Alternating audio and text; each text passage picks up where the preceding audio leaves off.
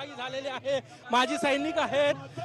या यात्रेमध्ये भाजपचे माजी आमदार, माजी आमदार, इतर पदाधिकारी या ठिकाणी सहभागी झालेले आहेत आणि मोठा रिस्पॉन्स या तिरंगा यात्रेला आपण या ठिकाणी बघू शकतो।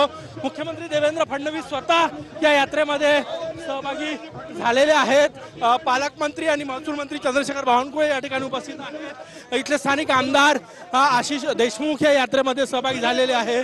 माजी सैनिक आहे, वारकरी संप्रदायाचे मुलं सुद्धा या यात्रेमध्ये सहभागी झालेले आहे आणि मोठा रिस्पॉन्स या यात्रेमध्ये स्वतः मुख्यमंत्री सहभागी झाले। कॅमेरामॅन साईसह गजानन माटे, टी9 मराठी, नागपूर।